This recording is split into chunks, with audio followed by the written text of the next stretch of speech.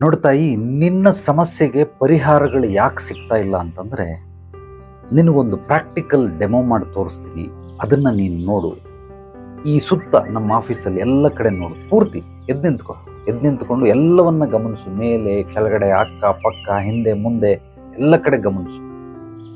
ಕೆಂಪು ಬಣ್ಣ ಎಲ್ಲಿದೆ ತೋರಿಸ್ಬೇಕು. ಎಷ್ಟು ಜಾಗದಲ್ಲಿದೆ ನನಗೆ ಐಡೆಂಟಿಫೈ ಮಾಡಿ. ಕೆಂಪು ಬಣ್ಣ ಎಷ್ಟಿದೆ ಎಲ್ಲ ಪೂರ್ತಿ ನೋಡು, ಲೆಕ್ಕ ಹಾಕು. ಮೇಲು ನೋಡು, ಕೆಳಗಡೆ ನೋಡು, ಎಲ್ಲ ಕಡೆ ನೋಡು.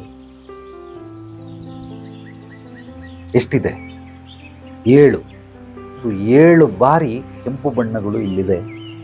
ಈಗ ನೀನು ಹೇಳು, ಇಲ್ಲಿ ಬೇರೆ ಬಣ್ಣಗಳಿಲ್ವಾ? ಬೇರೆ ಬಣ್ಣಗಳಿದೆಯಾ ಇಲ್ವಾ? ಖಂಡಿತವಾಗ್ಲೂ ಇದೆ. ಕೆಂಪು ಬಣ್ಣನೇ ಯಾಕೆ ನೋಡಿದೆ? ಯಾಕೆಂದರೆ ನಾನು ಹೇಳಿದೆ ಕೆಂಪು ಬಣ್ಣನ ನೋಡು ಅಂತ. ಆದ್ದರಿಂದ ನಿನ್ನ ಮನಸ್ಸು ಕೂಡ ಬರೀ ಸಮಸ್ಯೆಗಳನ್ನೇ ನೋಡುವಂತ ಇದೆ. ನೀನು ಬರೀ ಸಮಸ್ಯೆಗಳನ್ನೇ ನೋಡ್ತಾ ಇದೆ. ನಿನ್ನ ಮನಸ್ಸು ಹೇಳುತ್ತೆ ಬರೀ ತೊಂದರೆಗಳನ್ನೇ ನೋಡುವಂತ, ತೊಂದರೆಗಳನ್ನೇ ನೋಡ್ತಾ ಇದೆ. ಕಷ್ಟಗಳನ್ನೇ ನೋಡುವಂತ ಇದೆ, ಕಷ್ಟಗಳನ್ನೇ ನೋಡ್ತಾ ಇದೆ. ನಿನ್ನ ಗಂಡ ಮಾಡೋ ಒಳ್ಳೆ ಕೆಲಸಗಳು ನಿನ್ನ ಕಣ್ಣಿಗೆ ಬೀಳ್ತಾ ಇಲ್ವಾ? ಅವನ ಜವಾಬ್ದಾರಿಗಳು, ಕರ್ತವ್ಯಗಳನ್ನು ಹೇಗೆ ನಿಭಾಯಿಸ್ತಾ ಇದ್ದಾನೆ, ಇಲ್ಲಿಂದ ದುಡ್ಕೊಂಡು ಬರ್ತಾನೆ, ಹೇಗೆ ದುಡ್ಕೊಂಡು ಬರ್ತಾನೆ, ಇದು ನಿನಗೆ ಗೊತ್ತಾಗ್ತಾ ಇಲ್ವಾ? ಬರೀ ಸಮಸ್ಯೆಗಳನ್ನು ಮಾತ್ರ ಹೇಳ್ತಾ ಇದೆ ಹೊರತು ಅವನು ಯಾವುದಾದ್ರೂ ಒಳ್ಳೆ ಗುಣಗಳನ್ನು ಏನಾದರೂ ಹೇಳ್ದ? ಇಲ್ಲಿ ಕೆಂಪು ಬಣ್ಣಕ್ಕಿಂತನೂ ಹೆಚ್ಚು ಬಣ್ಣಗಳು ಇರುವಂಥವು, ಬೇರೆ ಬೇರೆ ಬಣ್ಣಗಳೇ. ಅದನ್ನು ಯಾಕೆ ನೋಡ್ತಾ ಇಲ್ಲ ನೀನು?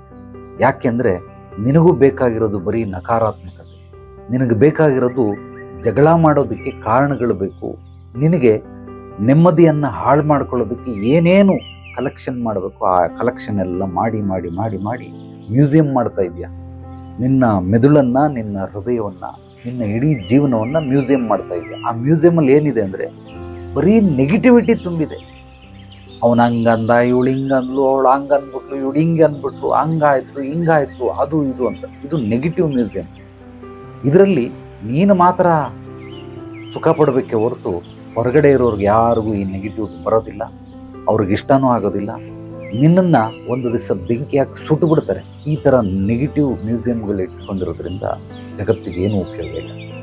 ಪಾಸಿಟಿವ್ ನೋಡು. ನಾನು ಹೇಗೆ ಕೆಂಪು ಬಣ್ಣ ನೋಡು ಅಂತ ಹೇಳಿದಾಗ ಗಮನ ಕೊಟ್ಟು ನೋಡಿದ, ಅದೇ ರೀತಿ ಒಳ್ಳೆ ವಿಚಾರಗಳನ್ನು ನೋಡು, ಒಳ್ಳೆ ಅತ್ಯದ್ಭುತವಾದ ಸಾಧನೆಯನ್ನು ನೋಡು, ಅವರ ಜವಾಬ್ದಾರಿ ಕರ್ತವ್ಯಗಳನ್ನು ನೋಡು, ಸೂಕ್ಷ್ಮವಾಗಿರುವಂತಹ ಪ್ರೀತಿಯನ್ನು ನೋಡು. ಎಲ್ಲವೂ ನಿನಗೆ ಅರ್ಥ ಆಗ್ತಾ ಹೋಗ್ತಾರೆ. ಯಾವಾಗ ನೀನು ಒಳ್ಳೆಯದನ್ನು ನೋಡೋದಕ್ಕೆ ಶುರು ಮಾಡ್ತೀಯೋ, ನಿನ್ನ ಜೀವನದಲ್ಲಿ ಸಮಸ್ಯೆಗಳು, ತೊಂದರೆಗಳು, ಕಷ್ಟಗಳು ಅಲ್ಲಿಗೆ ಮುಕ್ತಾಯ ಆಯಿತು ಅಂತ ತಿಳ್ಕೊ. ಯಾವಾಗ ನೀನು ಕೆಟ್ಟದ್ದನ್ನೇ ನೋಡ್ತಾ ಇರ್ತೀಯ, ಅವೆಲ್ಲವೂ ನಿನಗೆ ಪ್ರಾಪ್ತಿ ಆಗ್ತಾನೆ ಇರುತ್ತೆ. ಆದ್ದರಿಂದ ಮೊದಲು ನಿನ್ನ ದೃಷ್ಟಿಕೋನವನ್ನು ಬದಲಾಯಿಸು.